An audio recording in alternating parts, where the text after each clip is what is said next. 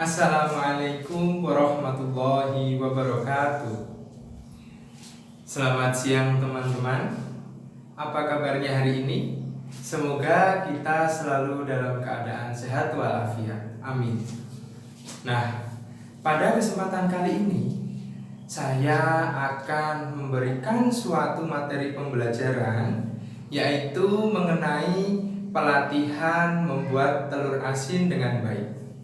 Nah, untuk mengawali pelatihan pada kali ini, alangkah baiknya kita berdoa terlebih dahulu. Untuk itu, sikap sempurna berdoa, saya persilakan.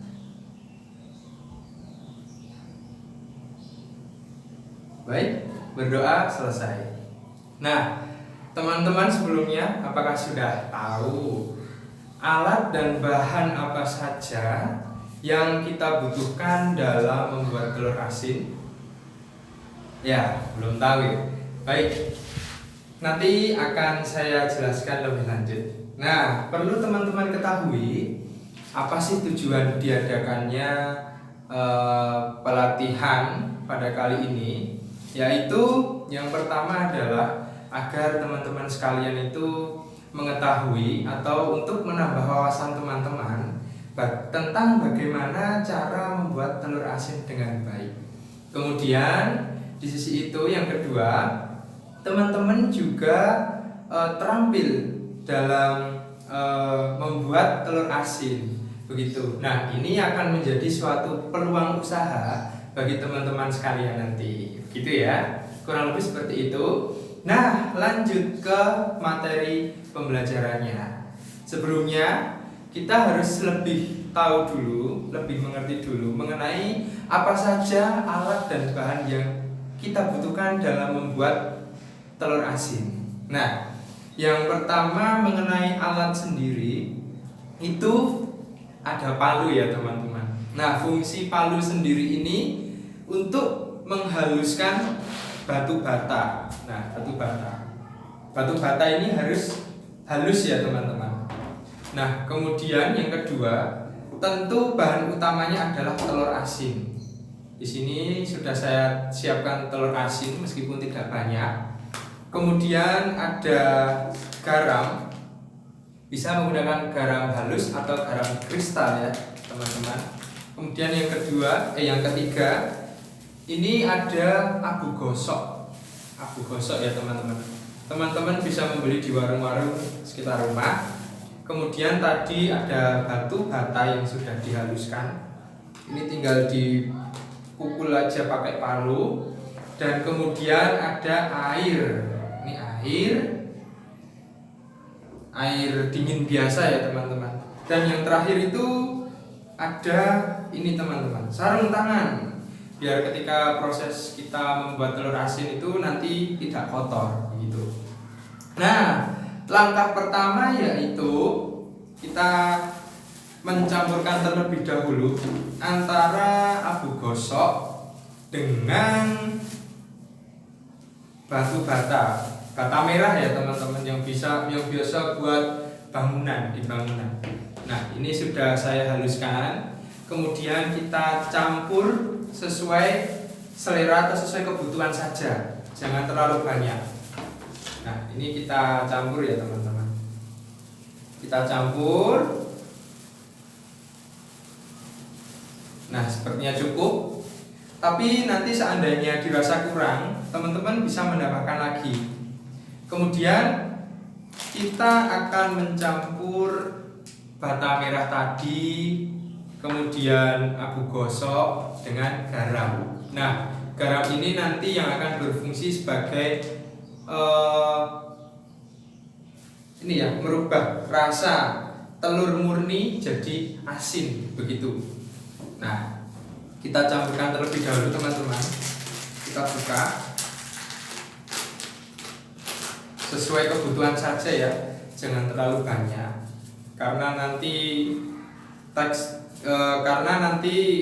jika kebanyakan itu akan mempengaruhi rasa telurnya sendiri. Sepertinya cukup. Nah, kemudian kita pakai sarung tangan. Nah, fungsi sarung tangan ini agar melindungi tangan kita ini tetap bersih. Itu bisa menggunakan satu sarung tangan, juga dua, biar lebih bersih ya tangannya nanti. Nah, kemudian kita aduk ya teman-teman, pelan-pelan saja. Kita aduk terlebih dahulu hingga tercampur rata. Nah, gitu.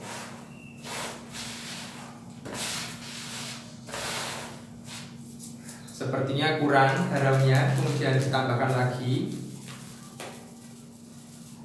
Nah, seperti ini ya.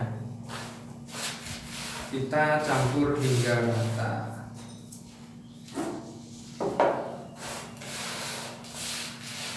Nah, setelah ini apa yang harus kita lakukan?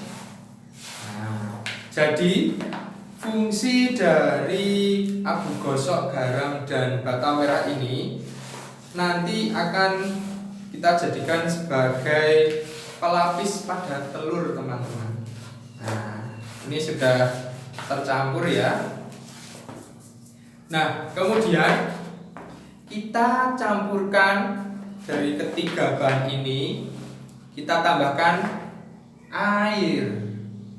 Nah, tambahkan air secukupnya saja, jangan terlalu banyak, karena nanti bisa membuat adonan ya, kita sebut adonan, menjadi encer. Nah, ini harus apa ya istilahnya tuh, harus pulen gitu ya. Nah, kita kasih air sedikit demi sedikit saja. Nah, kita campur kembali.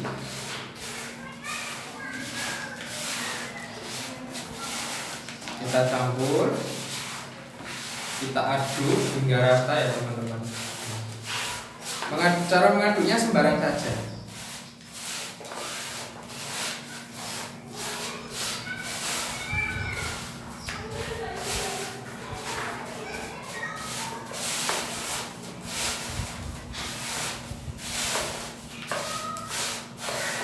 Nah, ini sudah tercampur semua ya.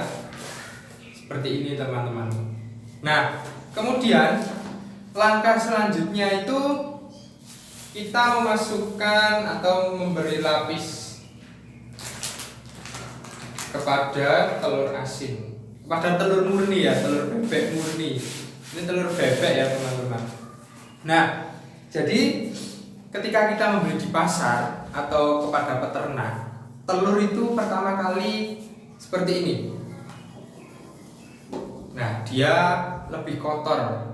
Jadi sebelum kita masukkan ke dalam adonan, kita cuci terlebih dahulu, sehingga hasilnya akan seperti ini, bersih. Nah, seperti ini teman-teman, telurnya bersih. Nah, kemudian langsung saja kita beri lapis telurnya menggunakan adonan tadi. Nah, kita lapisi saja ya teman-teman. Nah, seperti ini.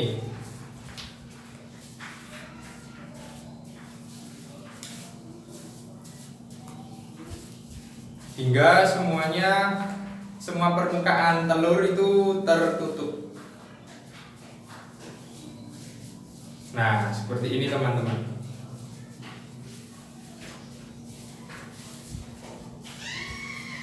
Nah, seperti ini ya. Bisa teman-teman lihat hasilnya seperti ini. Telur yang sudah kita beri lapis adonan. Nah, seperti ini ya teman-teman. Saya taruh di dalam baskom terlebih dahulu. Kemudian kita lanjut ke telur selanjutnya. Nah, prosesnya demikian sama teman-teman. Sangat mudah kan ya? Nah, seperti ini.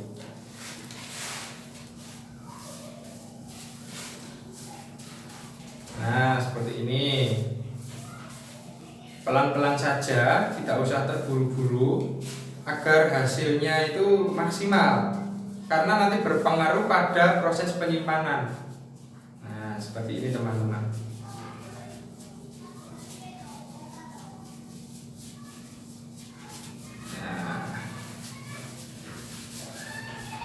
seperti ini ya, sudah tertutup rata. Kemudian kita simpan, kita masuk ke telur selanjutnya.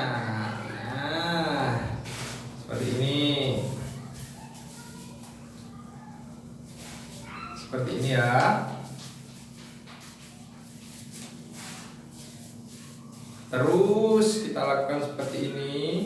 Usahakan dalam lapisan telurnya itu tebal ya, agar nanti peresapan pada pori-pori telur itu dia lebih maksimal, sehingga rasanya lebih asin dan menghasilkan warna oranye pada telurnya, telur kuningnya itu ya teman-teman. Nah, yang ketiga sudah jadi. Kemudian kita lanjut sampai habis. Sampai habis. Apabila ini nanti adonannya cukup, kita habiskan. Namun apabila tidak, ya secukupnya saja, begitu.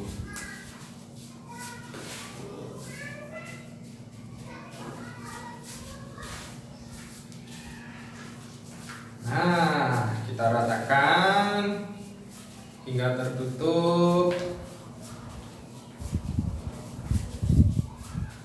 Begini ya teman-teman. Iya. Oh, ini masih sisa.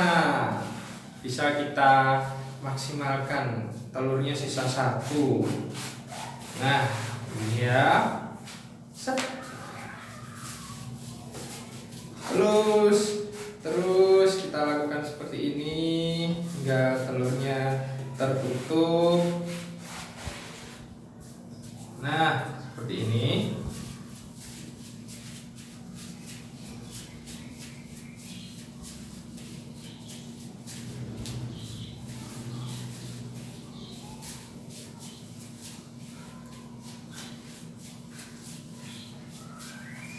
Nah, baik. Telur-telurnya sudah jadi ya teman-teman. Nah, untuk selanjutnya perlu kita lakukan suatu penyimpanan. Jadi telur ini yang sudah dibungkus dengan adonan tadi, kita simpan ke dalam wadah tertutup berapa lama? Yaitu kurang lebih 1 minggu. Namun ada juga yang menggunakan cara itu mungkin akan mereka ingin mendapatkan rasa yang lebih asin, itu bisa lebih dari 1 minggu, misalnya 2 minggu gitu ya teman-teman. Kita masukkan ke dalam wadah saja seperti ini.